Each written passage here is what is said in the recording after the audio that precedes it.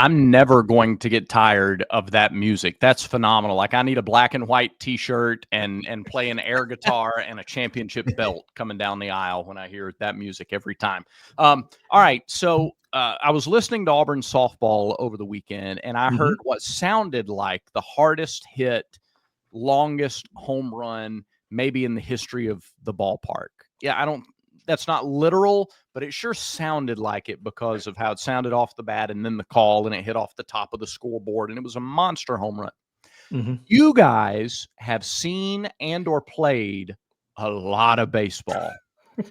What is the hardest hit ball or the most impressive home run that you have seen or hit in person? Sonny? I think this past year in AAA, we were playing against Las Vegas in Asturi Ruiz. I don't know if anybody's seen the Las Vegas field, but in left field, they have a huge Las Vegas sign. Like it takes up from left field all the way to center field. And he went over the top of that. And, in Vegas, they have on their scoreboard that each, ball hit, it was like the exit velo and the feet. And I don't remember the exit velo, but I just remember seeing 504 on the bottom of that screen. And I just was kind of like, oh my goodness gracious. Obviously the ball flies out there, but that's the farthest one for sure. Yeah, no, you'll remember that one for sure. Yeah. Lindsay?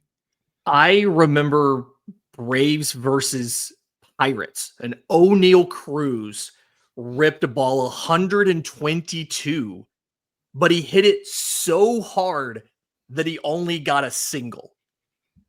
Like it went off the wall. It was close to being a homer, like in the left field corner, but it came off the wall so quickly that Ronald was right there, scooped it up, fired into second. And I'm like, you hit a ball 122 miles an hour. You think it's going to be something better than a single. Yeah. It was a line drive, and it just didn't get enough carry to get out of the ballpark. And that has to be the most frustrating play you could ever like the most frustrating single in baseball history, right?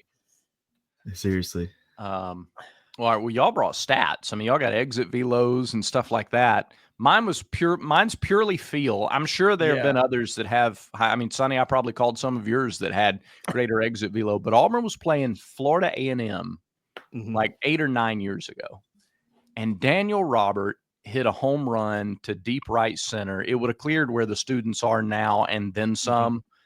But the second it was one of those where you just get this like guttural, visceral, natural reaction, and you just stop what you're doing. He hit the ball, and in the middle of the call, you go like, "Oh," and like that's your call because he just hit it so hard, and it stood out. It made a memory. So what's it like to catch one like that, Sonny, where like you just, as you're swinging, you're like, well, I hit the mess out of that one. Yeah. It's like, I had a couple of that at Auburn. Like I hit, at LSU, we were playing on Sunday, and I just went dead center off their batter's eye. And like, as soon as you hit them, it's like you take that one step out of the box, you're just like, yeah, I'm just done. I'm done running. Just start the easy jog there. Cause it's just a hard feeling to explain. Yeah. But you just know when you do it.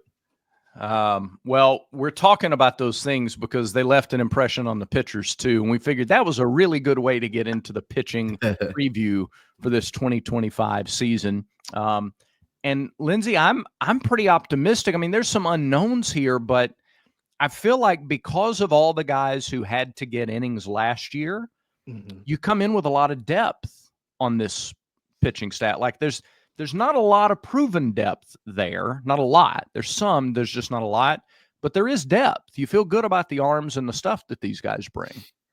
Yeah. What I like about this roster is, in essence, everybody had to do it last year. Everybody had to wear it, which I think obviously is not, you don't want that to happen.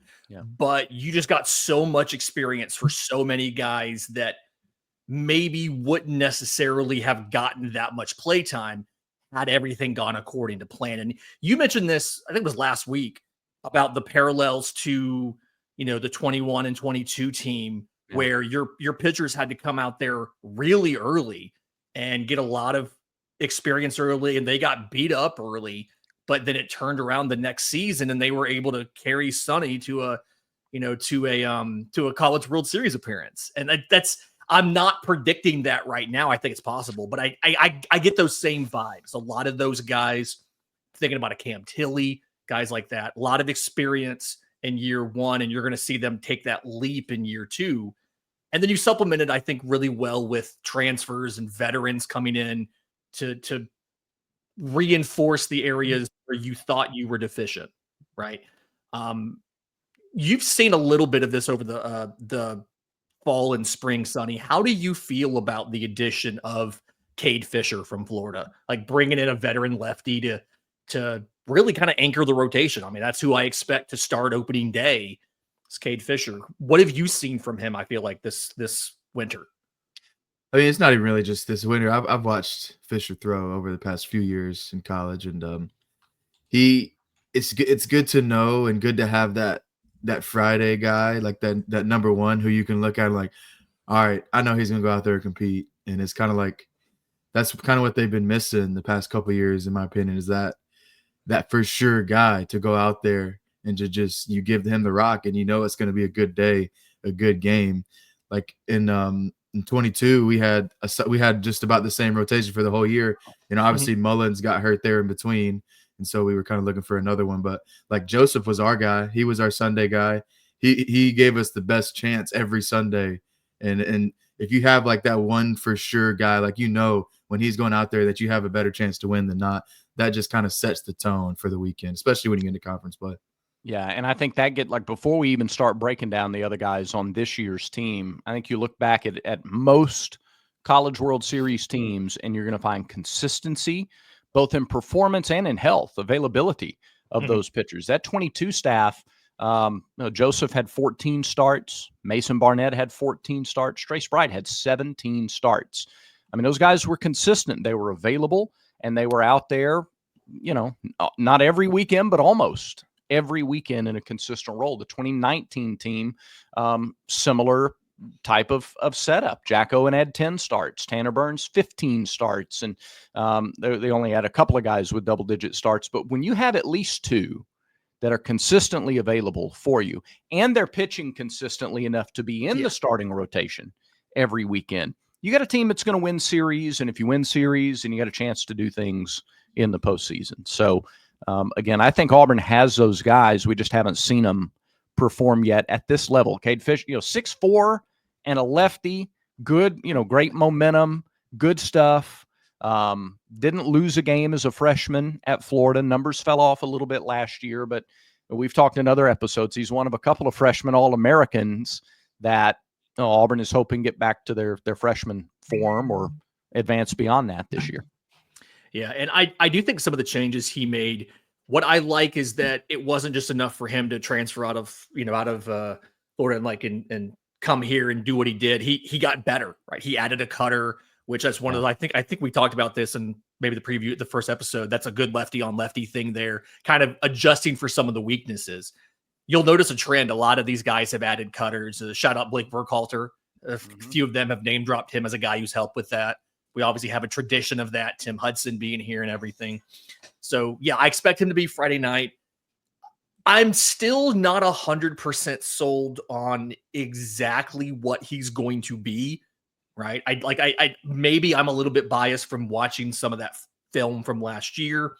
At the same time, I think I can, a lot of the MLB draft fans will kind of agree with me that Florida's never really been known in the last 5-6 years as being a team that's very good at developing pitchers. So many of their arms, when they get to the majors, they're changing what they're doing. They're changing their whole arsenals. So maybe this is something. He was like a sinker slider change guy at Florida. He's throwing more four-seamer now. He has this cutter. Maybe this is what he needed to kind of hit that level of consistency. Because I think that's, to Brad's point, I think that's kind of what you need for the rest of the lineup to settle. And I feel like that's kind of what we've been missing like last year. We just didn't have that guy at the top who could set the tone for everybody else where, no matter what, we've got this one start this weekend covered every single week. Yeah, it's the same thing with the lineup too. Being able to have the consistency. Like, because if you got 9 guys, 10 guys you can depend on, that's huge. because the pitching staff can be like, all right, I know these 9 guys are going to go out there, so I can kind of do my job as well. And that's what the first 4 weeks are for before conference, to figure out who your 9 are going to be, and obviously who your Friday, Saturday, Sunday are going to be. Yeah. Well, I was going to move on to the next, like beyond. Okay, yeah.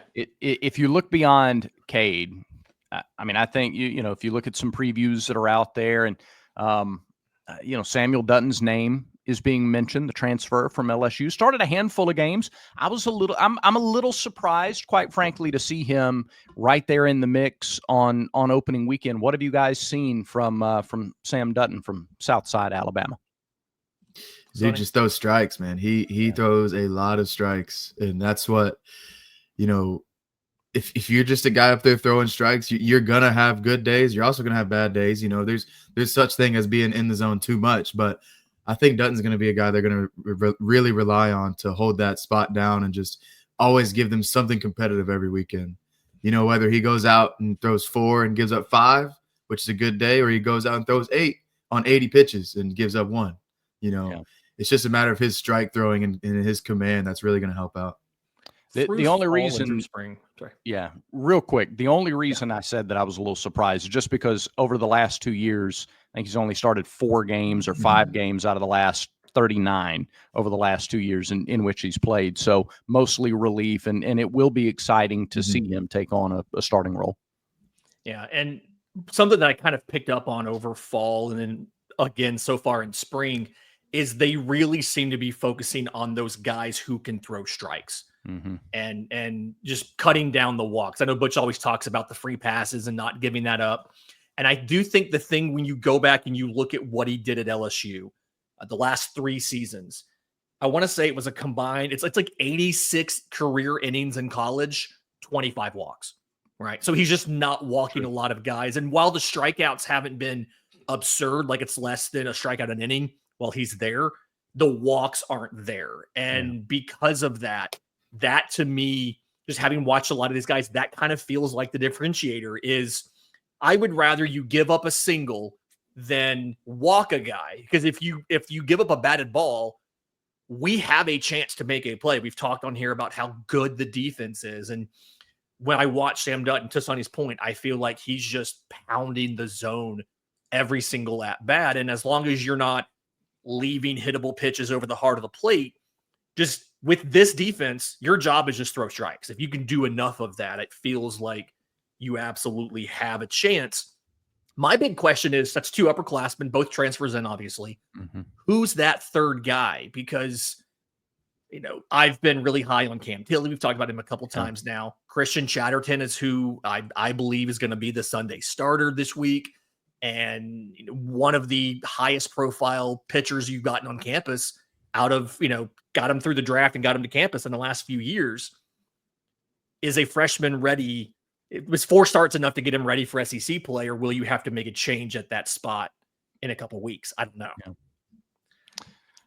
Yeah, it's a good question. You've also got Connor McBride, who started 7 games last year. Carson Myers, who started 8 games last year. Those are guys who, you know, do they fall into a midweek starting role, or are you using them as, like, Carson became a really sturdy anchor in the middle of a weekend game when you were in a stretch where your starters weren't getting very deep into games. And so you thought you might need him as the first guy out of the bullpen. So, that's one of the big questions I have for opening weekend. Yeah, I mean, Myers, I think it was it Mississippi State last year where he went out there and it was like 1 run in 6 innings, striking out by a guy an inning. He did some relief stuff. He did some starting stuff, but one of the better ERAs among the qualifiers. Is that enough? Like you cited Cam Tilley's stats last week. Is that enough for him to take the leap into a full-time starter this season? Or is his best role, to your point, kind of that swing man to save a struggling starter out of the pen and give you some length, and then turn around if you need somebody to step up and take a start the next weekend, he can do that. Like, Sonny, those guys that just kind of always seem to be those clutch performers when you're struggling, how much are they appreciated in the clubhouse by, I mean, the position players, you know, the defensive players, when you get a guy like that you can ask to do anything and he'll do it at an above average level? Yeah, that like really puts a hammer in the nail on how much the offense loves the pitchers that do that. Like, if you're a guy who can go out and go 3 innings, shut out a game, or shut down a game from the 7th on, that's just as important as when you got to come in the 2nd or 3rd inning and throw 3 or 4 innings just to keep the game in check, because your starter's not going to go out there every time and give you 5. That's just never going to happen. And nowadays, starters go even shorter than what they used to. And so to be able to have those mid-relief guys, like we had a Skipper, we had a Tommy Sheehan, and we had a couple other guys who were filling those gaps to where we got to our anchor, which was Berkey. Burkhalter was the guy that I think, just kind of getting into the back end of the bullpen, that's who I think Hayden Murphy has to be. That's what they have to have, is somebody that can come in for that 9th and come in for that 8th and 9th and just go doors and not have anybody really test it. I was going to mention Sheehan and Skipper by name. Those lefties out of the bullpen, especially following a right-handed starter. And that year with 3 right-handed starters, Sonny, in your year in 22, having those guys come in out of the bullpen just to give you a totally different look, they were super effective. I know Tommy struggled in the first start of the year because it was his first pitching like in a year after surgery, but settled into a really solid role out of the bullpen, and Skipper was just solid. You got to have those lefties. Those long relief lefties out of the bullpen can give you 3 innings if you need them. Invaluable. Yeah, it's to be able to have like just say that's what Myers' role turns into. Yeah. That's just as important as being a Sunday guy or a Saturday guy. Like, seriously, because it just to know, like, dang, if that starter, he has a tough start, just to know you see Myers come out, or like a Parker Carlson come out to give you 2, 3, 4 innings, and it's going to be a competitive 2, 3, 4 innings. That just kind of lets the offense settle in a little bit and not worry as much. That could be a role Jackson Sanders slides into as Sanders well. too. The freshman from Opelika, good size, 6'3", lefty. You could see him use that same kind of way. I think this weekend and then the 2 midweeks that they have is that's just going to kind of be like, all right, let's see what you guys got for the staff wise and the hitters wise too. Like, I think this team has a good problem of having too many guys who can compete and they're ready to go, in my opinion. So, and that is it's hard on the coaches, but that is a really, really good problem to have. I do want to get to that midweek real quick. Can we back up to Burkhalter? Because I wanted to ask Sonny this for a little while. In that 22 season, obviously he was fantastic, got taken high in the draft. What was more impressive in the clubhouse? The Middle Tennessee doubleheader where he pitched 3 innings in the same day, or the South Carolina weekend where he closed all 3 games in the weekend? Hey, the times when Berkey, like, when he would go, they'll stack those days up and just be like, man, you're not human. Like, to go out there like 3, especially Middle Tennessee, they saw him twice in one day. And then South Carolina, they saw him 3 straight times, like 3 straight days.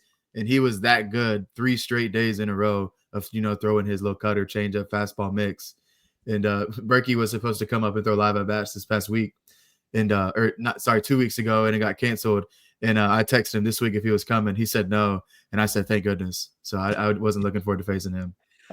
But on the note of that South Carolina weekend, he allowed 1 hit in all 3 of those outings, and it was the final day. Yeah. No, and he was still shaking like he'd had 6 cups of coffee 10 minutes after the game was over, too. Man, his adrenaline in those spots. You got to be wired a special kind of way to be. I don't mean just a closer. I mean an elite closer. Yeah. I'm talking about to close those series in some of those ballparks and some of those environments, home or on the road, with that kind of pressure. You got to have a different level of competitiveness to you. Same way Greenhill was when Greenhill was a closer. Same thing. He come out. He had a straight face.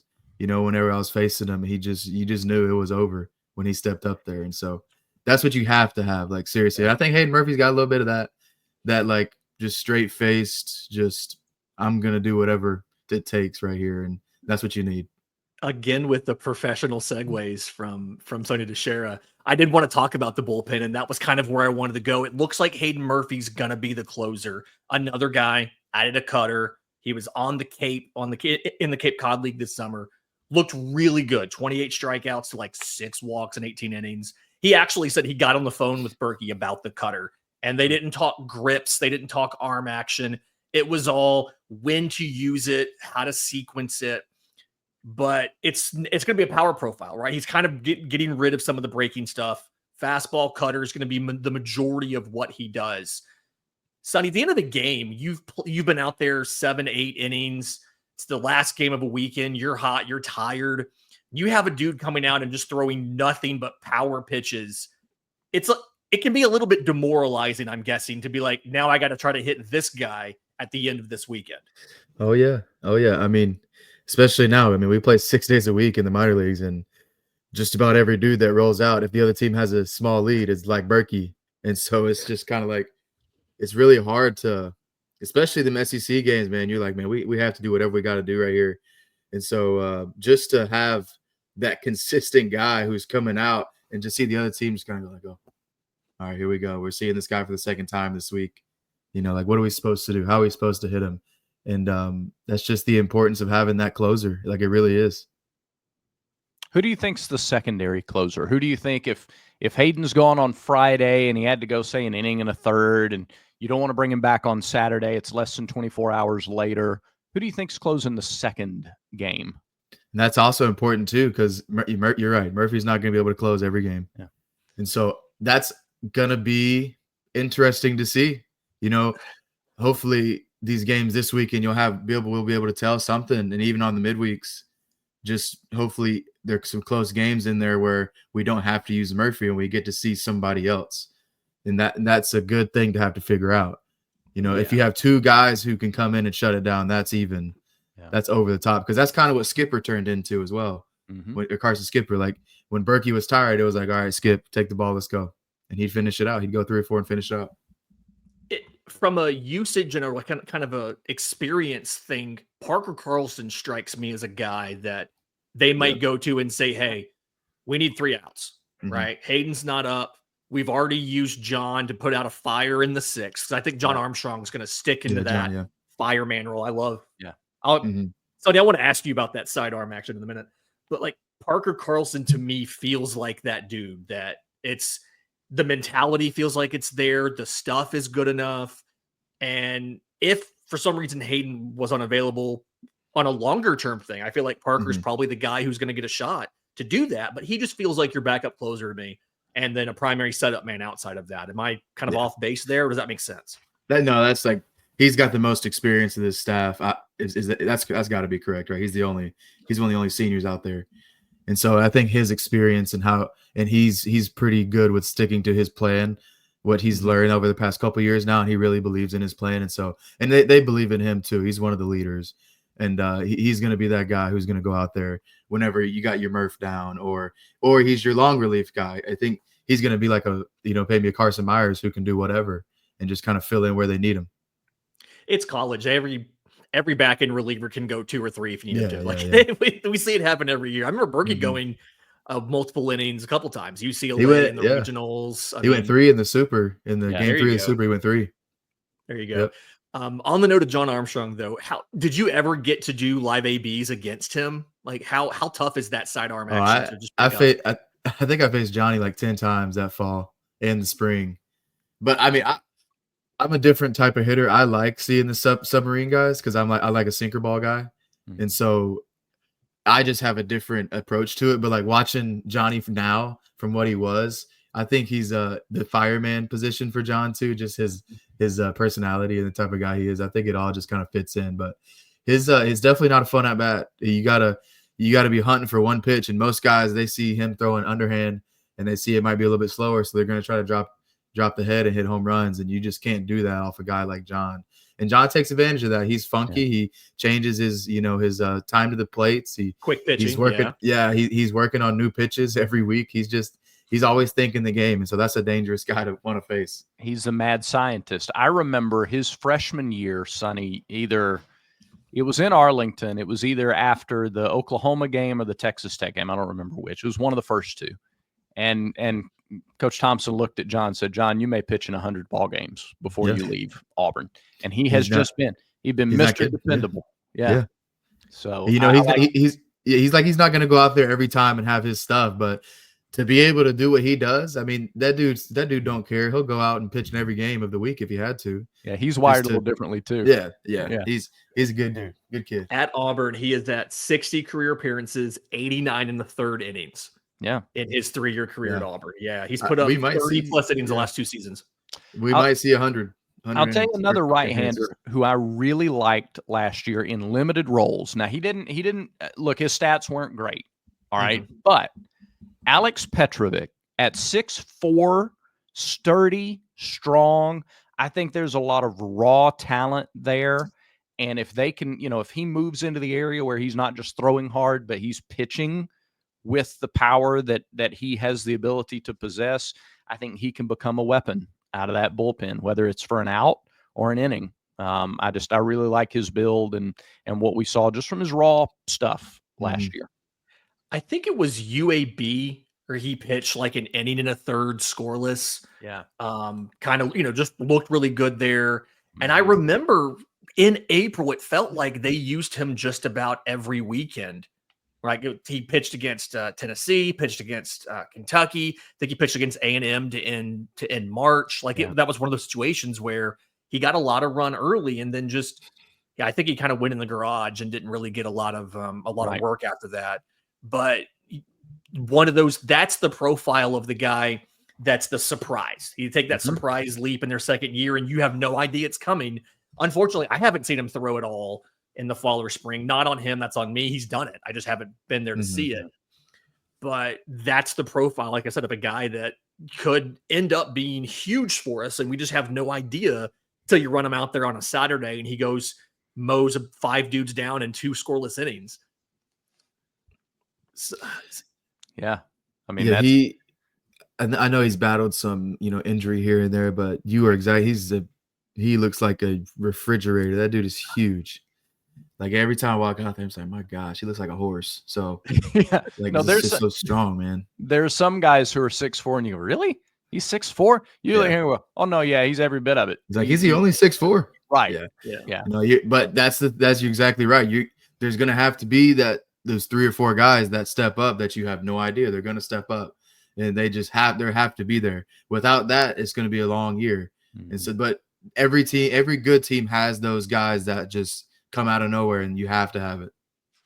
He's new to the roster, but somebody that I've seen a little bit in fall and spring, and I feel like I've heard good things. Andreas Alvarez, the true freshman, he kind of gets lost in the freshman conversation because there's so many bigger profile freshmen, but I feel like with Connor Gatwood's non-throwing hand injury, he's going to miss a little bit of the time. Alvarez is one of those candidates to get some midweek starts and be a potential option in his freshman year. Maybe not against Troy on Tuesday. They are a ranked team. Like, I think Troy next week is probably your Cam Tilly start. But he's a guy that could just come out of nowhere. Shorter stature, right? He's like 5'10", but that's kind of a little bit in vogue right now on the 4-seam guys because it's such a flat angle to the plate. It looks like it's rising, like a rise ball, hard to pick up. I feel like he's a guy that could surprise us out of a freshman class that you kind of have a lot of big names you expect to see. He might be a guy that's been under the radar a little bit. Yeah, but like that could be your guy who has to step up. Like, because obviously, as much as you would want all your top name guys to be so good, like it's not realistic. It's never going to happen. As much as it should happen, it's just not going to. So that's where those dark horse guys got to just kind of show up and just be there. And Alvarez, I've heard good things about that. Like those short guys throwing those, and he's not even short; he's 5'10". But like throwing those true 4-seams, that's become more of a thing. And I see it a lot in pro ball too. Like when you got those guys who are under 6 foot throwing those true 4-seam fastballs, living at the belt, those are really, really just hard to hit. Like you said, it looks like it's rising. So, and that it's just a different look of what this staff has. And so, like you said, there's going to have to be someone that steps up, and I hope it's him. I like what he has. Yeah, I don't have a lot to add to there. He's a guy that I'm waiting to see and looking forward to seeing in person when we do get to see him. And who knows? Look, not just 1 midweek next week, but 2 midweeks. So you're talking about 5 games in 6 days and 8 games in 10 days or something. I don't know. I don't 10, 11. I can't do math either, but it's something like that. Yeah. It's a lot of games and not a lot of. It's more of a minor league schedule than it is a college baseball schedule the first week of the season. Seriously. Quick note. I just noticed Holy Cross only has 2 lefties listed on their entire roster, which is just kind of surprising to me. It's like, Sonny, when you guys see that in your kind of game planning for the upcoming week, I guess really the question would be, how much on something like the first weekend of the year are you game planning off of the opponent? And are you just trying to make sure that you're right with yourself? But like when you see they only have 2 lefties, do you breathe a little easier? Do you say, okay, it's kind of the same plan here? Or is this all really just about yourself anyway, that first weekend, and not who you're facing? Those left-handed hitters get excited. I tell you that. Yeah, no, I was just about to say lefties. I don't know. They're probably thinking it's their birthday or something, but no, like it's more about, that thankfully with Gabe, it's more about like with these first few weeks is finding guys who don't care who they're facing and like don't care who's on the mound. Now Gabe's going to be very prepared. He's going to tell you everything the guy's got, but he wants to look at a hitter and tell him like, hey man, this guy's got fastball, slider, curveball, changeup, and then here goes. Okay. And just kind of moves on with it. And so that's kind of what he's looking for there. And hopefully that's what the hitters are too. Like that's the same thing with me. I just want to know what he has, what pitch, and like how hard does he throw? And that's it. I don't want you to tell me, oh, he's here in this count. This is his zone and that zone. And when hitters start getting into that stuff, more power to the guys that can hit and be successful doing that. But I'm not one of those. So it's more about worrying, how are my guys going to react when, it's their first time facing somebody else. But obviously the fall doesn't count. And it's just not the same because it actually matters now every game.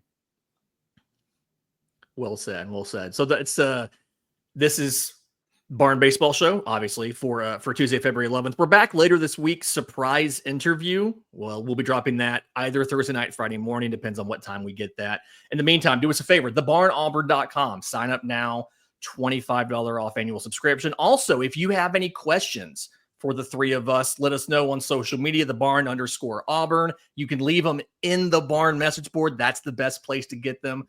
We'll do our best to answer them on the next episode. Until next time, for Sonny, for Brad, I'm Lindsay, and this has been the Barn Baseball Show.